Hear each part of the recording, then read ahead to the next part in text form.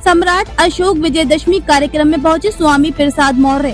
भाजपा पर बरसे अमेठी में आयोजित सम्राट अशोक विजयदशमी कार्यक्रम में आरएसएसपी राष्ट्रवादी समाजवादी पार्टी के राष्ट्रीय अध्यक्ष और पूर्व कैबिनेट मंत्री स्वामी प्रसाद मौर्य ने बीजेपी पर जमकर निशाना साधा। उन्होंने कहा कि भाजपा के पाप का घड़ा भर चुका है, जनता अब बदलाव चाहती है। स्वामी प्रसाद मौर्य ने आगामी उत्तर प्रदेश विधानसभा चुनाव में अपनी पार्टी द्वारा सभी 403 सीटों पर प्रत्याशी उतारने का ऐलान किया। उन्होंने कहा कि बीजेपी को सत्ता से बाहर करने के लिए समान विचारधारा वाली पार्टियों से गठबंधन भी किया जा सकता है। पूर्व मंत्री मौर्य ने कहा कि देश और प्रदेश की जनता महंगाई, बेरोजगारी और अन्याय से त्रस्त हो चुकी है। उन्होंने लोगों से अपील की कि अगला चुनाव बदलाव का चुनाव होगा, जनता अपना निर्णय सोच समझकर करे। स्वामी प्रसाद मौर्य अमेठी तहसील क्षेत्र के मुराई कपुरवा गाँव में आयोजित अखिल भारतीय मौर्य महासंघ के सम्राट अशोक विजयदशमी कार्यक्रम में मुख्य अतिथि के रूप में पहुंचे थे। दशमी महोत्सव कार्यक्रम में आप शामिल, समाज के लोग क्या संदेश? स्वाभाविक रूप से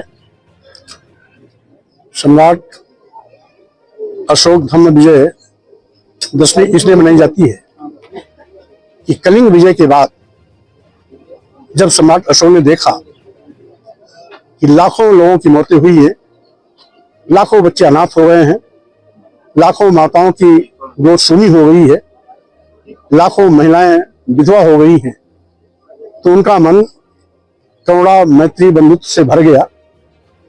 मन चित्कार कर उठा और संकल्प लिया कि अब मैं विजय के लिए तलवार नहीं उठाऊंगा, लेकिन अगर किसी को हमें जीतना भी होगा तो हम उसको धर्म के रास्ते पर चल के जीतेंगे, उसे दिल में स्थान बना के हम जीतेंगे।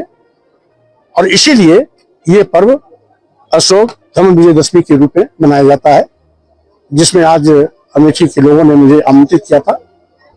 और अशोक विजयदशमी के रास्ते पर के दिवस पर मैं यही कोशिश करता हूं कि हमारा भारतीय संविधान भी समतामूलक समाज बनाने का पवित्र है। अशोक धम्म विजयदशमी का भी मकसद यही है कि जात पात, छुआछूत, ऊंच नीच, भेदभाव जो समाज को बांटता है ये खत्म हो, क्योंकि जात पात, छुआछूत, ऊंच नीच, भेदभाव इस देश के लिए कैंसर है। इससे देश हजारों साल तक गुलामी झेलने के लिए मजबूर हुआ। और इसीलिए करुणा, मैत्री, बंधुत्व का समाज हो, भाईचारे का समाज हो, समतामूलक समाज हो, जिसमें सभी को बराबर का दर्जा मिले, न कोई ऊंच हो न कोई नीच हो और न कोई जात पात का बखेड़ा हो, सभी समान रूप से देश की तरक्की के लिए, देश के बेहतरी के लिए, देश के नागरिक के रूप में ईमानदारी से काम कर सके। बरेली हिंसा के बाद सरकार सब कुछ सही होने का दावा कर रही है। कल सपा का डेलीगेशन भी गया था, लेकिन उन्हें बरेली नहीं जान दिया। क्या सरकार अभी कुछ छिपा रही है? सही माने में बरेली की हिंसा हो या हिंदू मुस्लिम मस्जिद मंदिर का मुद्दा, ये भारतीय जनता पार्टी सरकार जानबूझ करके जिंदा बनाए रखना चाहती है, क्योंकि भारतीय जनता पार्टी सरकार सभी मुद्दों पर बुरी तरह से पिट गई। सरकारी गलत नीतियों से पूरे देश में करोड़ों नौजवान बेरोजगार हो गए। गरीबी का आलम यह है कि 80 करोड़ लोगों की जिंदगी 5 किलो 10 किलो चावल पे आके अटक गई। महंगाई से आम लोगों का जीना दुभर हो गया। घोषणा के बावजूद भी किसानों को लाभकारी मूल्य आज तक नहीं मिला।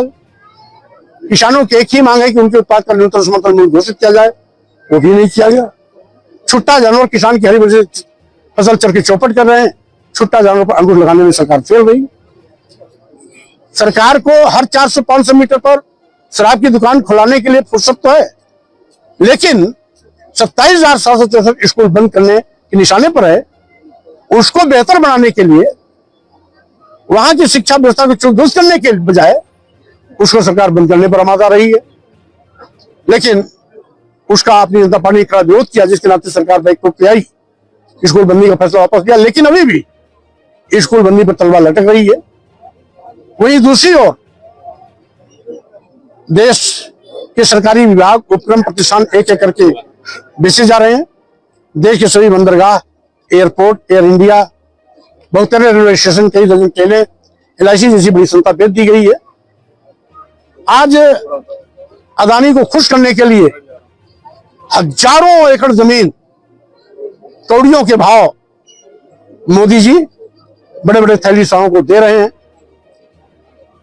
आसाम अकेले में 10,000 एकड़ जमीन अदानी अकेले को दिया जा चुका है, जिसपे आंदोलन चल रहा है। और पूरे देश में इसी प्रकार से दिया जा रहा है। उत्तर प्रदेश में भी झांसी, आगरा, कानपुर के बीच में जिसे डिफेंस कॉरिडोर घोषित किया गया है, यहां पर भी हर जिले में अदानी को हजारों एकड़ जमीनें भिन्न भिन्न टुकड़ों में दिया गया है। इस तरीके से आज देश के किसान को लूटा जा रहा है, कमजोर किया जा रहा है, अदानी अंबानी तिजोरी भरी जा रही है, देश गरीब होता जा रहा है। और इसी के साथ ही साथ पूरा प्रदेश जंगल राज बन गया है। गुंडे, माफिया, अपराधी बेखौफ और कानून की धज्जियां उड़ा रहे हैं।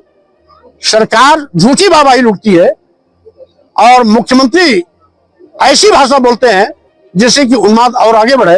अभी अभी बरेली को लेकर के मुख्यमंत्री ने कहा गजवाए हिंद नहीं चलेगा। बाराइच में क्या हो रहा था?